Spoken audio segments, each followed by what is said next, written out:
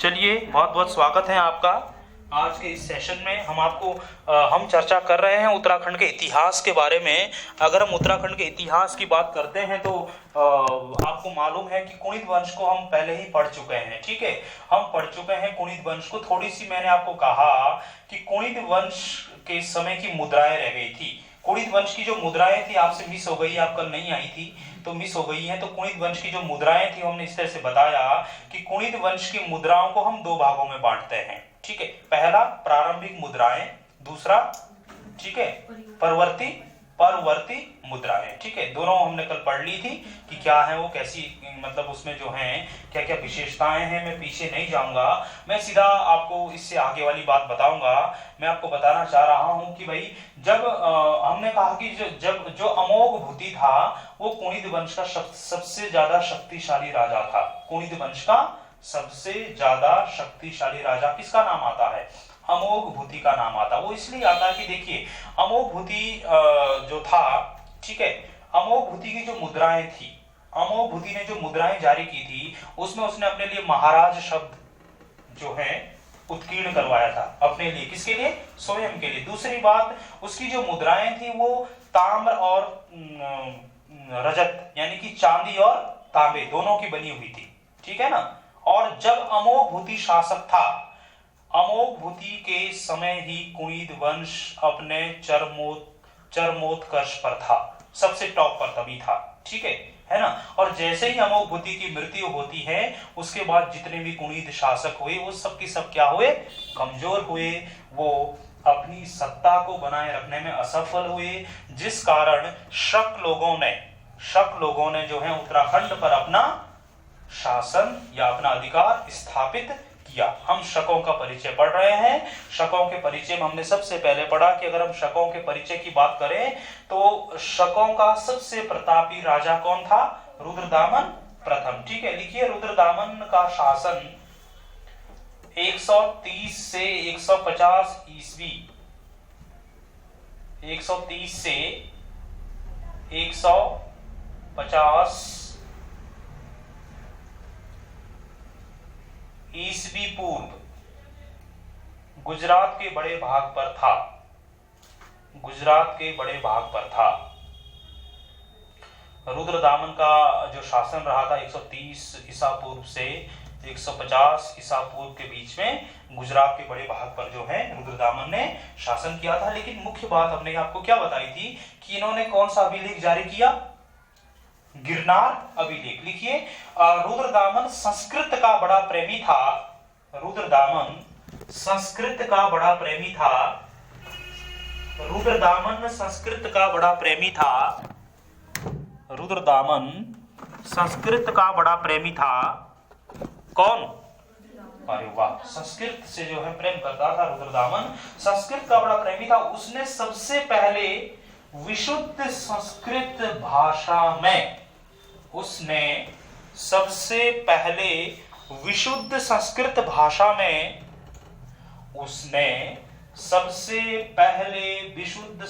भाषा में गिरनार अभिलेख जारी किया।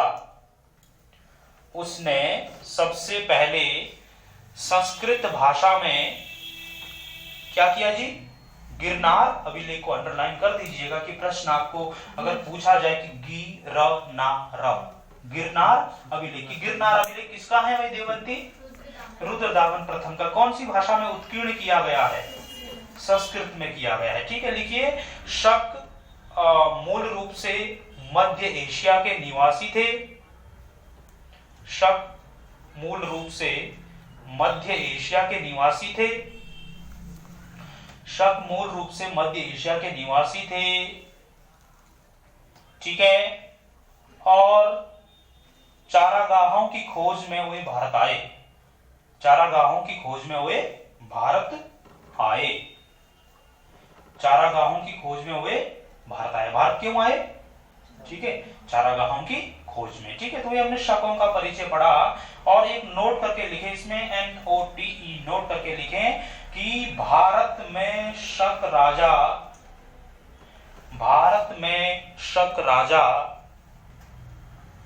कि भारत में जो शक राजा हुए वे अपने को क्षत्रप कहते थे। अक्षत्रप क्षत्रप कहते थे। क्षत्रप करके जो है वो स्वयं को मतलब बताते थे कि हम क्षत्रप हैं जी।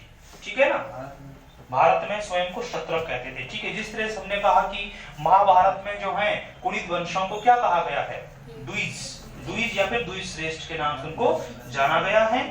ठीक है, वैसे ही जो है शक राजाओं को, शक राजा स्वयं को क्षत्रप के नाम से जानते थे। तो मैंने आपको अभी छोटा सा परिचय बताया किसका, शकों का, क्योंकि कुणित वंश जब रेखा खत्म होता है तो किसका शासन शुरू हो जाता है, शकों का शासन शुरू हो जाता है। रुद्रदामन की बात हुई, गिरनार अभिलेख की बात हुई, ये भी बात हुई कि वो लोग कहां से आए थे, मध्य एशिया से आए थे और चारागाहों की खोज में आए थे। अब लिखिए इसके बाद नेक्स्ट लिखिए, हाँ आगे लिखेंगे, शकों के बाद यहां कुषाणों ने शासन किया। शकों के बाद यहां कुषाणों ने शासन किया, कहां पर, उत्तराखंड पर। ठीक है, शकों के बाद यहां कुषाणों ने शासन किया। शकों के बाद यहां कुषाणों ने शासन किया।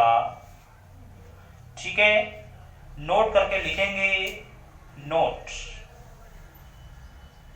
नोट करके लिखेंगे, मुन्नी की रेती, मुन्नी की रेती, मुन्नी छोटी नी, मुन्नी की रेती, मुन्नी की रेती कौमा गोविषाण, मुन्नी की रेती तथा गोविषाण, और मुन्नी की रेती और गोविषाण, गोविषाण मैंने यहां भी लिखा हुआ है, गोविषाण, मुन्नी की रेती और गोविषाण तथा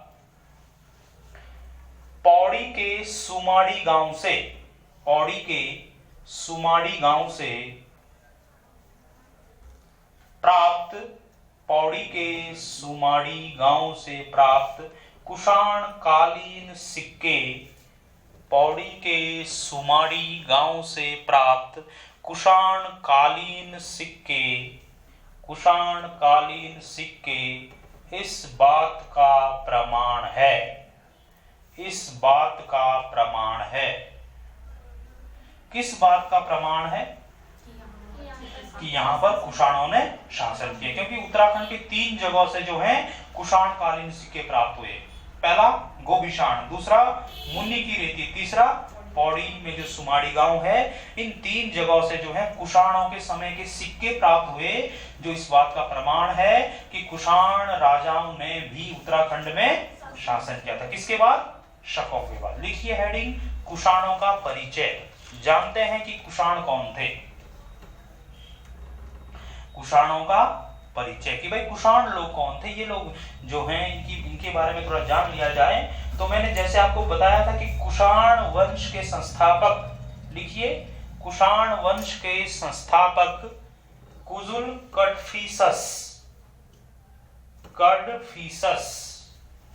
कुजुल कडफिसस थे कुषाण वंश के संस्थापक। कुजुल कडफिसस कुषाण वंश के संस्थापक थे। ठीक है, कुषाण वंश के संस्थापक कुजुल कडफिसस, कुजुल कडफिसस कुषाण वंश के संस्थापक, कुजुल कडफिसस कुषाण वंश के संस्थापक। समझ गए आप, कुजुल कडफिसस को मैंने आपको एक कल ट्रिक भी बताई थी, मैंने आपको जो है प्राचीन राजवंश हुए थे उनके एक ट्रिक बताई थी मैंने आपको कल की, कौन कौन से वंश थे और कौन कौन उनके संस्थापक थे, बताया था भाई। प्रियंका जरा बताओ ट्रिक क्या थी, कौन सी ट्रिक बताई थी मैंने आपको कल, बोलो। अब ढूंढ रही है कॉपी में, कौन सी ट्रिक थी, हसीन माशुका साथ और विषम चपुवासी, ये मैंने आपको ट्रिक बताई थी किस्मिता, कि भाई कौन कौन से वंश हुए और उनके संस्थापक कौन कौन थे, कल आपको बता दिया था मैंने। चलिए कोई बात नहीं है, कुषाणों की बात हो रही है तो कुजुल कडफिसस का नाम तो आएगा ही, क्योंकि कुजुल कडफिसस कुषाण वंश के संस्थापक थे। लेकिन कुषाण वंश के सबसे प्रतापी राजा कौन, कनिष्क, लिखिए क्या, कनिष्क। ठीक है, तनिष्क नहीं बल्कि कनिष्क। हाँ लिखिए, कनिष्क कुषाण वंश के सबसे प्रतापी राजा थे। ठीक है,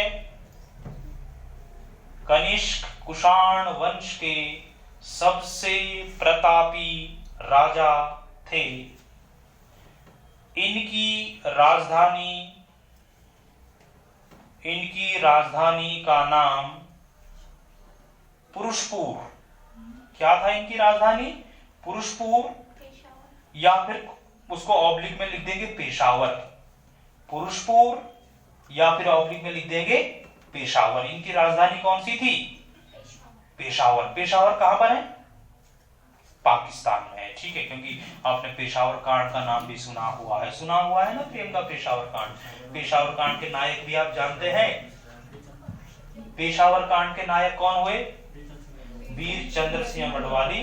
पहले उनका नाम सिर्फ चंद्र सिंह गढ़वाली था। जब पेशावर कांड की घटना हुई, जरा कोई सन बता दें यार, तो बहुत दिनों से किसको प्राइज भी नहीं मिला हुआ है, तो प्राइज मिल जाए तो डेट सही जरा सन बता दीजिएगा कि पेशावर कांड कब हुआ था, बहुत बढ़िया हो जाएगा। ठीक है, अब हमारे यहाँ जो प्राइज दिए जाते हैं उसकी क्वालिटी भी थोड़ी बढ़ गई है। हम कॉफी को टॉफी देते हैं, कॉफी को टॉफी प्राइज में। ठीक है, ठीक है रुचि है। तो कौन बता रहा है? 23 अप्रैल 1930। 23 अप्रैल 1930 को, हाँ 23 अप्रैल 1930 को पेशावर कांड हुआ था। जब पेशावर कांड हुआ तो भारत में कौन सा आंदोलन चल रहा था?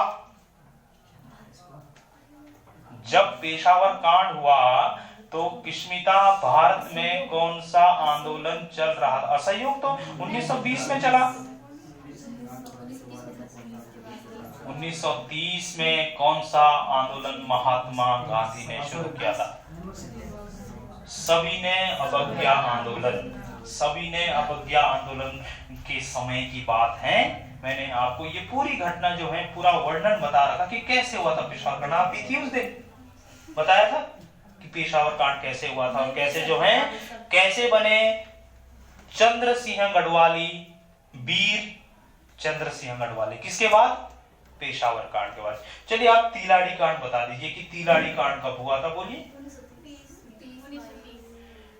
1930। डेट क्या है? 30 मई 1930।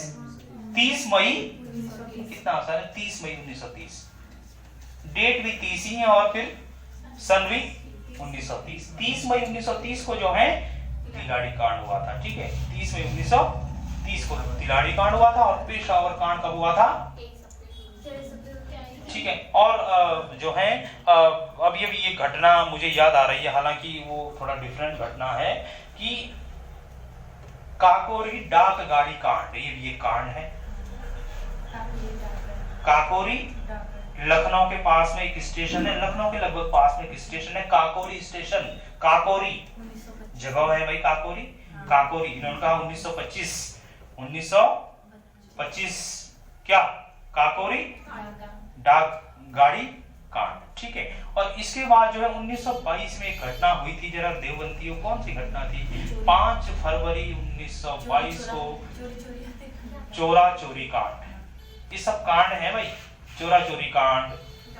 ठीक है, काकोरी डाक गाड़ी कांड। कोई ये बता दीजिएगा जरा कि काकोरी डाक गाड़ी कांड जब हुआ तो जिन लोगों ने उस घटना को अंजाम दिया, जब वो लोग पकड़े गए, जब उनको सरकार ने पकड़ा तो कितने लोगों को फांसी दी गई थी काकोरी डाक गाड़ी कांड के तहत? कौन कौन थे वो लोग? एक का नाम बता दीजिएगा जरा मुझे कि किसको फांसी दी गई थी, कौन थे वो जिनको फांसी दी गई? हुआ क्या था वैसे काकोरी डाक गाड़ी कांड में? हुआ क्या था, मतलब क्या, कैसे हुआ था, पता नहीं है। ठीक है, काकोरी डाक गाड़ी कांड में ऐसा हुआ था कि भारत के जो आंदोलनकारी थे, थोड़ा सा हम एक साल पीछे आए तो 1924 की बात होती है, 1924 में एक संगठन बना था, कोई बताएगा वो संगठन कौन सा था? ये इन्होंने बता दिया, एचआरए, वेरी गुड, एचआरए। रुचि, ये एचआरए क्या है? हिंदुस्तान रिपब्लिक एसोसिएशन, ठीक है, हिंदुस्तान रिपब्लिक, ये हो हिंदुस्तान रिपब्लिक एसोसिएशन बना। तो हिंदुस्तान रिपब्लिक एसोसिएशन के जितने भी मेंबर थे उन लोगों ने तय किया कि भाई हम जो हैं, उनको खबर मिली कि सरकारी पैसा जा रहा है सहारनपुर से, कहां के लिए? लखनऊ से, लखनऊ के लिए जा रहा है और रेलगाड़ी में जा रहा है, ठीक है। तो उन्होंने प्लानिंग करी कि हम उसको लूट लेते हैं, उस पैसे को लूट लेते हैं। किसके लिए?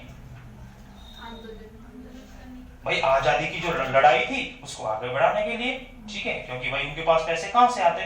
तो बता रहा हूं मैं आपको। तो ऐसा करके तय हुआ कि जी ठीक है, राम प्रसाद बिस्मिल, ठीक है, राजेंद्र लाहिड़ी, अशफाक उल्लाह खां, ये सारे लोग थे एचआरए के सदस्य, चल दिए, ठीक है।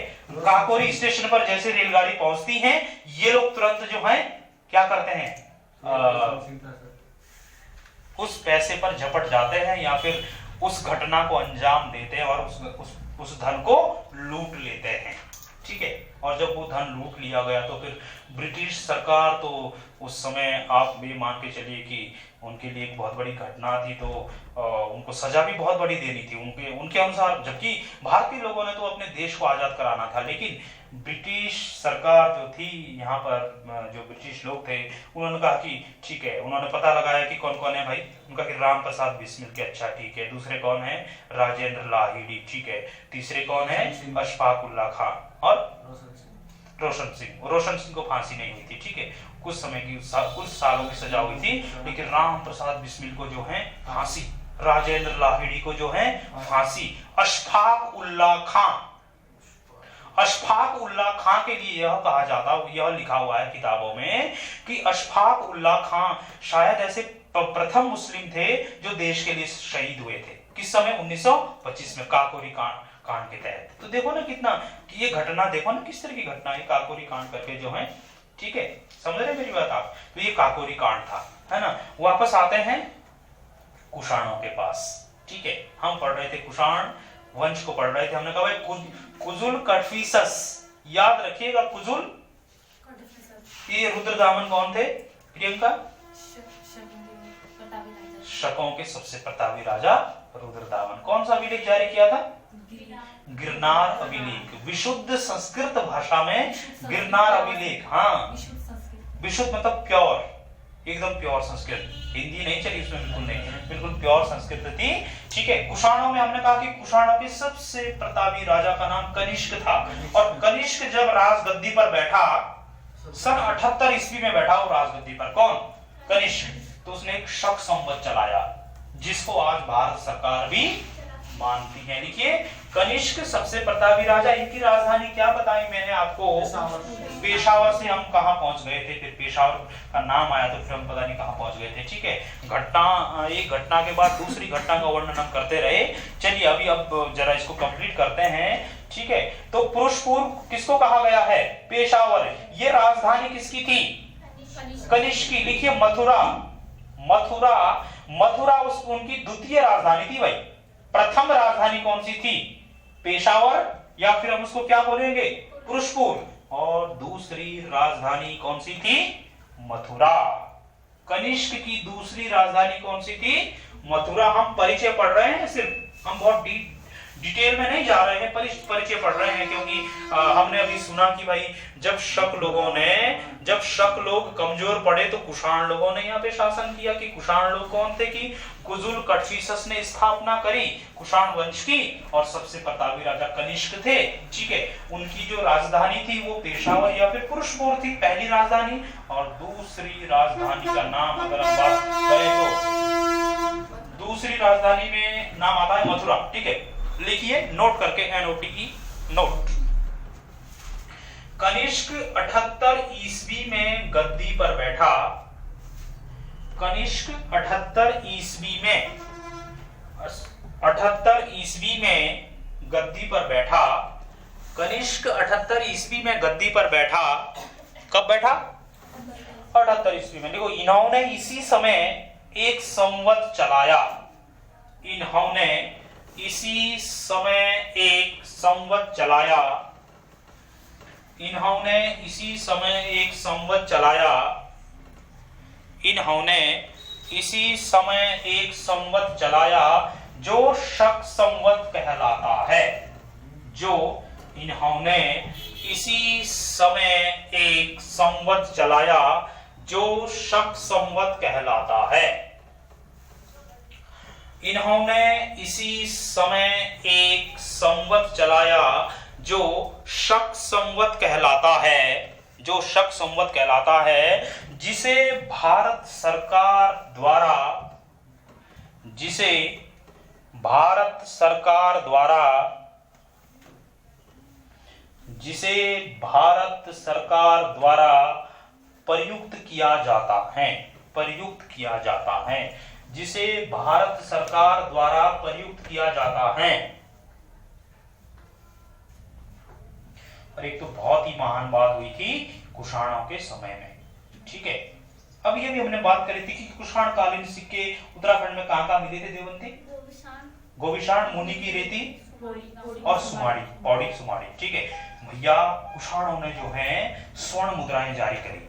स्वर्ण मुद्राएं, सोने की मुद्राएं। भाई मैंने आपको कल बताया था कि एक राजवंश हुआ था जिसके समय में काफी स्वर्ण मुद्राएं जारी की गई। क्या बताया था मैंने? कल बताया था मैंने, गुप्त की बात बताई थी कि गुप्त राजवंश, जो गुप्त वंश था, उस समय स्वर्ण मुद्राएं जारी की गई। ठीक है, गुप्त वंश, हाँ गुप्त जो वंश था उस समय भी स्वर्ण मुद्राएं जारी की गई।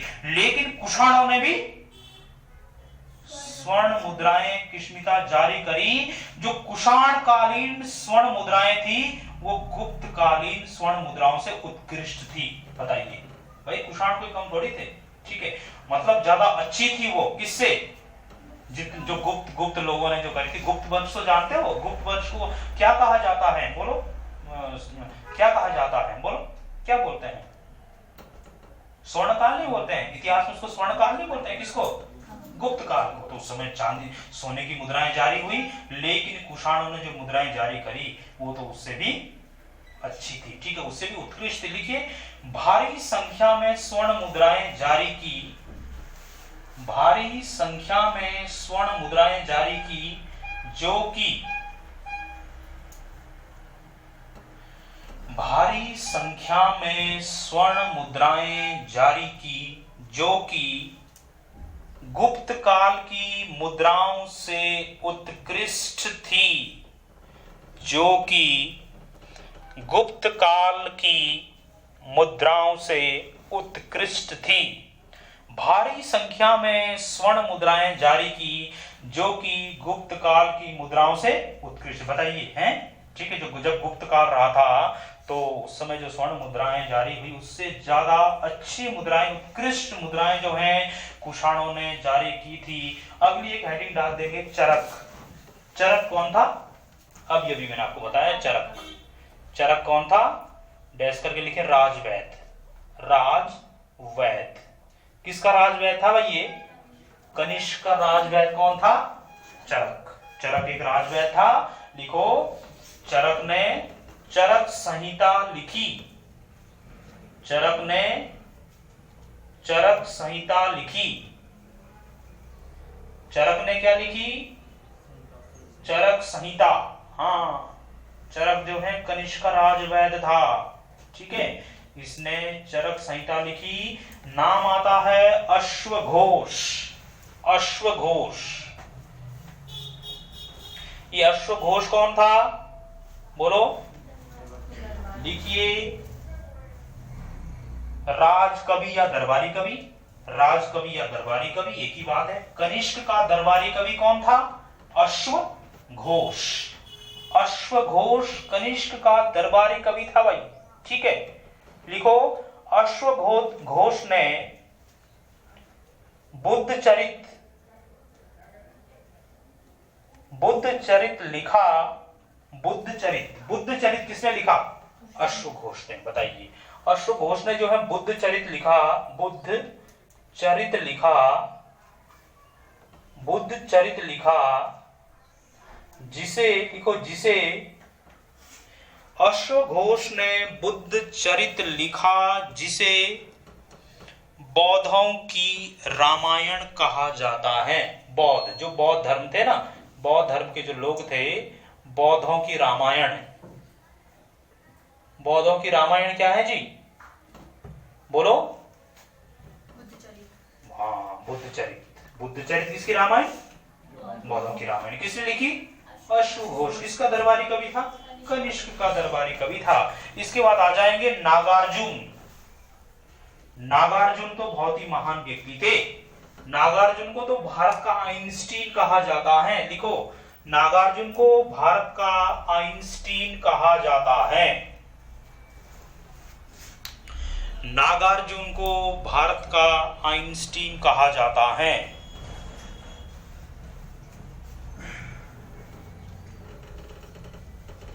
इन्होंने माध्यमिक सूत्र